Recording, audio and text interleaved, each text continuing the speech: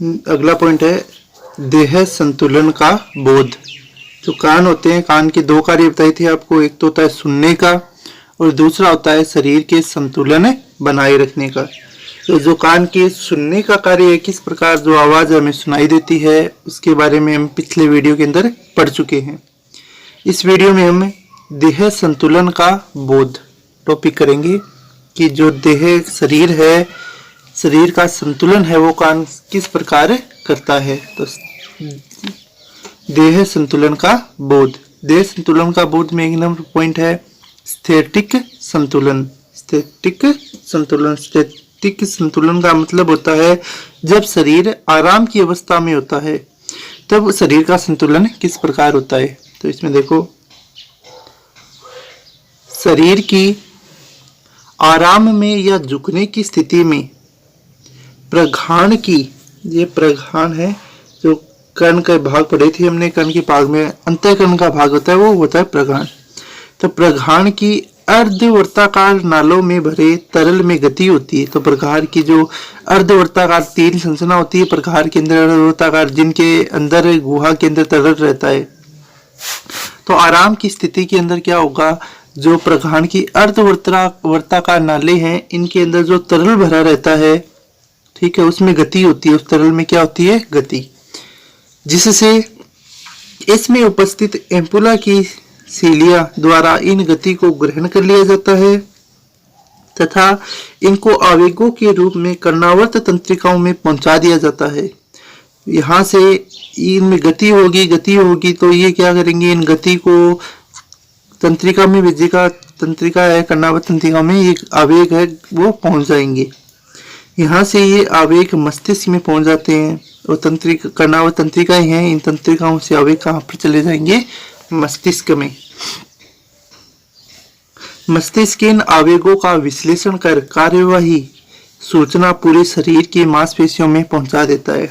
और मस्तिष्क है वो इन आवेगों का विश्लेषण करेगा और आवेशों का विश्लेषण करके जो कार्यवाही सूचना है, यानी किस प्रकार की क्रियाविधि कार्य करना है, उन सूचनाओं को पूरे शरीर की मांसपेशियों में पहुंचा देगा और पूरे शरीर का जो संतुलन है वो इससे बना रहेगा। ठीक है, तो देह संतुलन का बोध, देह संतुलन का बोध, स्थैतिक संतुलन यानी आराम की अवस्था में संतुलन, आराम की अवस्था में संतुलन किस प्रकार रहता है शरीर का, वो वापिस समझ लो। आराम की अवस्था में या झुकने की स्थिति के अंदर जो कान के कर्ण की प्रघाण की जो अर्धवर्ताकार नाले हैं, अंतःकरण में प्रघाण संरचना होती है, उसके अर्धवर्ताकार नालों के अंदर जो तरल भरा रहता है उसमें गति होगी, जिससे इसमें एम्पुला की सीलियों द्वारा इन गति को ग्रहण कर लिया जाता है। ठीक है, फिर एम्पुला, जहां प्रघाण के अंदर जो एम्पुला संरचना होती है उसके द्वारा इस गति को ग्रहण किया जाएगा और उनको आवेग में बदला जाएगा। ठीक है, ग्रहण करके किस में बदला जाएगा, आवेग में, तथा इसको आवेगों के रूप में कर्णावर्त तंत्रिकाओं में पहुंचा दिया जाएगा और यहाँ से ये चली जाएगी कर्णावर्त तंत्रिकाओं में। यहाँ से आवेग मस्तिष्क में पहुंच जाते हैं और यहाँ से आवेग हो जाएंगे मस्तिष्क के अंदर और मस्तिष्क इन आवेगों का विश्लेषण कर कार्यवाही पूरे शरीर के मांसपेशियों में पहुंचा देगा। यानी मस्तिष्क है वो इन आवेगों को ग्रहण करेगा और शरीर की जितनी भी मांसपेशियां हैं उन मांसपेशियों में कार्यवाही सूचना है वो पहुंचा देगा। अगला पॉइंट है गति की अवस्था में, यानी गति की अवस्था में संतुलन है वो किस प्रकार होता है। देखो, गति करते समय एम्पुला में यूट्रिकुलस और सेकुलस गतिज संतुलन का बोध करते हैं। जो एम्पुला के अंदर यूट्रिकुलस और सेकुलस है वो गति संतुलन का बोध करने में क्या कार्य करते हैं। इनके द्वारा कैल्शियम कार्बोनेट की बारीक कणिकाओं को अंतःलसिका द्रव्य में स्रावित किया जाता है। ये कणिकाएं द्रव्य में गति करते हुए संवेदी कोशिकाओं पर दबाव उत्पन्न करती है। इन कोशिकाओं से आवेगों का संचरण कर्णावर्त तंत्रिकाओं में होता है। यहाँ से आवेग मस्तिष्क तक पहुँचते हैं, मस्तिष्क में पूरा विश्लेषण होता है और कार्यवाही सूचना मांसपेशियों में पहुंचा दी जाती है। ठीक है, तो गति की अवस्था में संतुलन किस प्रकार होता है वो भी समझो एक बार। तो गति करते समय एम्पुला में उपस्थित यूट्रिकुलस और सेकुलस गतिज ऊर्जा संतुलन का बोध कराते हैं। यानी जब शरीर गति की अवस्था में होगा तो कर्ण के जो एम्पुला वाला भाग है, इस एम्पुला वाले भाग के अंदर यूट्रिकुलस और सेकुलस जो कोशिकाएं हैं, ये गति संतुलन का बोध कराएंगे। यानी शरीर की गति को नियंत्रित करने, गति अवस्था में शरीर का संतुलन बनाए रखने के लिए यूट्रिकुलस और सेकुलस है, ये गति की अवस्था में शरीर को नियंत्रित करते हैं। अब क्या कैसे करेंगे? इनके द्वारा कैल्शियम कार्बोनेट की बारीक कणिकाओं को अंतः लसिका द्रव्य में स्रावित किया जाता है। यानी यूट्रिकुलस और सेकुलस है, ये दोनों कैल्शियम कार्बोनेट के बारीक कणों को लसिका द्रव्य के अंदर स्रावित करेंगे। और लसिका द्रव्य में जैसे कैल्शियम कार्बोनेट के कण आएंगे तो ये कणिकाएं द्रव्य में गति करते हुए, अब जो कैल्शियम कार्बोनेट की कणिकाएं हैं ये अंतःलसिका द्रव्य में गति करते हुए संवेदी कोशिकाओं में दबाव उत्पन्न करेगी, संवेदी कोशिकाओं में दबाव उत्पन्न करती है। इन कोशिकाओं से आवेगों का संचरण कर्णावर्त तंत्रिकाओं में होता है। यहाँ से ये दबाव है, इससे आवेग है, वो कर्णावर्त तंत्रिकाओं में जाएंगे। यहाँ से आवेग मस्तिष्क तक पहुँचते हैं और मस्तिष्क में इनका विश्लेषण होता है और कार्यवाही सूचना मांसपेशियों में पहुंचा दी जाती है। यानी कर्ण के द्वारा जो स्थिति यानी आराम अवस्था में और गति की अवस्था में दोनों में ही संतुलन है वो करवाया जाता है। अगला टॉपिक है अपना स्वादेंद्रियां और घ्राणेंद्रियां। ठीक है, स्वादेंद्रियां यानी स्वाद का अनुभव कराती है जीभ, घ्राणेंद्रिय यानी घ्राण, घ्राण की वहां से घ्राण का अनुभव कौन करता है? नाक। इन दोनों के बारे में पढ़ना है। तो जीभ द्वारा स्वाद का बोध और नाक द्वारा गंध का बोध होता है। तो जीभ तो हो गई स्वादेंद्रियां और नाक होगी घ्राणेंद्रियां। ये दोनों संपर्क में आने वाले रासायनिक पदार्थ की प्रकृति पर निर्भर करते हैं। अब जीभ पर कौन सा रासायनिक पदार्थ संपर्क आ रहा है और नाक में कौन सा रासायनिक पदार्थ संपर्क में आ रहा है, ये इन दोनों पर निर्भर करता है कि हमें किस प्रकार का स्वाद और गंध है वो देंगे। स्वाद के लिए जीभ पर स्वाद कलिकाएं पाई जाती है। स्वाद के लिए जीभ पर क्या होती है? स्वाद कलिकाएं। और स्वाद कलिकाओं के बारे में हम चैप्टर नंबर अपना जो था 22 का मानव का पाचन तंत्र, उसमें पढ़ चुके हैं। और 23वें चैप्टर में हमने श्वसन तंत्र के अंदर नाक के बारे में पढ़ा था।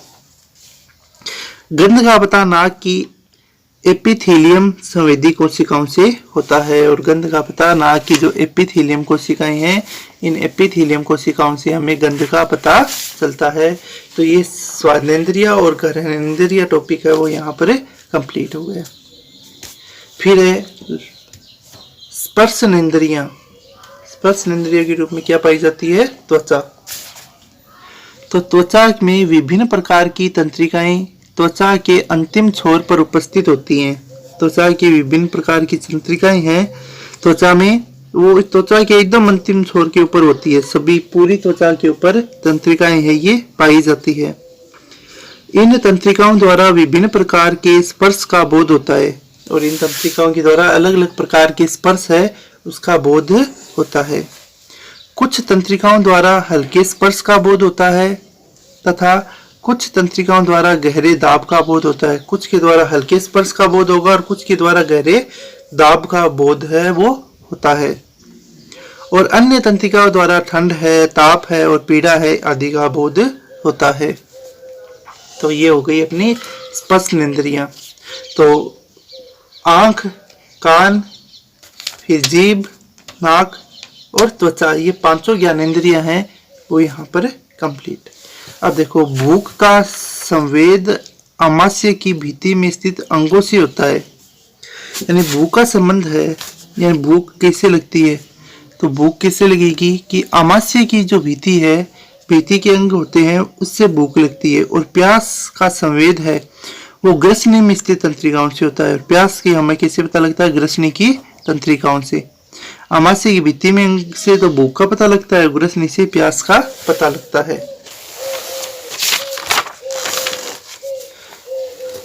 थकान का संवेद मांसपेशियों की तंत्रिकाओं से होता है कि हम थक जाते हैं तो थकने का पता कैसे लगता है? मांसपेशियों की तंत्रिका से थकने का पता लगता है। अब देखो, कर्ण के रोग यानी कान के संबंधित रोग, कर्ण के रोग, कान से संबंधित रोग। कान से संबंधित रोग पहला है लिब्रिनी थाइसाइसिस। लिब्रिनी थाइसाइसिस रोग का कारण क्या है? वायरस संक्रमण के कारण होता है।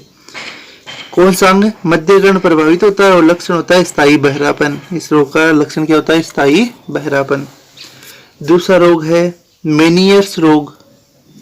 मेनियस रोग भी वायरस संक्रमण के कारण होता है और एम्पुला व कर्णवावर्त की संवेदी कोशिकाएं नष्ट हो जाती है और इसके कारण हमें सुनाई नहीं देता है। मेनियस रोग का प्रभावित अंग है एम्पुला और कर्णावत और लक्षण है कान में घंटी बजने की आवाज लगातार आती है, कभी कभी बहरापन का अनुभव और स्थायी बहरापन है वो भी हो सकता है। फिर अगला रोग है कर्णशोथ रोग, जो अंतःकर्णशोथ, बाह्य कर्णशोथ और मध्य कर्णशोथ रोग हो सकता है। कर्णशोथ रोग है वो 3 प्रकार का होता है, अंतःकर्ण, बाह्य कर्णशोथ और मध्य कर्णशोथ रोग। कान में जीवाणु या वायरस के संक्रमण के कारण, कभी कभी एलर्जी के कारण, यानी ये कर्णशोथ रोग कब होता है? कान के अंदर जीवाणु या वायरस संक्रमण का रोग होता है या कभी कभी एलर्जी के कारण भी कर्णशोथ रोग है वो हो जाता है। और इसके लक्षण क्या है? कान का बहना और कान में दर्द, पिपेनिक झिल्ली का फटना, संक्रमण की वजह से एनसेफेलिसिस रोग उत्पन्न हो सकता है और संक्रमण के कारण एनसेफेलिसिस रोग है वो भी उत्पन्न हो सकता है। तो ये कान में होने वाले प्रमुख रोग थे। तो इस वीडियो के अंदर हमने क्या पढ़ा है वापिस एक बार देख लेते हैं। देह संतुलन का बोध पढ़ा। देह संतुलन का बोध 2 प्रकार का होता है, स्थैतिक संतुलन और गतिज अवस्था में संतुलन। स्थैतिक संतुलन होता है प्रगान की अर्धवर्ताकार नालों के कारण, यानी आराम की अवस्था में संतुलन होता है। अर्धवर्ताकार नालों में जो तरल होता है उस तरल में गति होती है, तरल की से गति वो एम्पुला में जाएगा, एम्पुला की से गति है वो कर्णावर तंत्रिकाओं में पहुंचेगा, कर्णावर तंत्रिकाओं से आवेगा मस्तिष्क में और वो हमारी मांसपेशियों को, सभी मांसपेशियों को शरीर में किस प्रकार संतुलन करना है वो बताएगा। फिर गतिक अवस्था में संतुलन, फिर स्वादेंद्रियां और ग्रहणेंद्रियां, स्पर्शनेंद्रियां और अंतिम थे कर्ण के रोग। तो ये अपना चैप्टर है वो 27 का यहाँ पर कंप्लीट होता है। अगले वीडियो के अंदर हम अगला चैप्टर है वो पढ़ेंगे।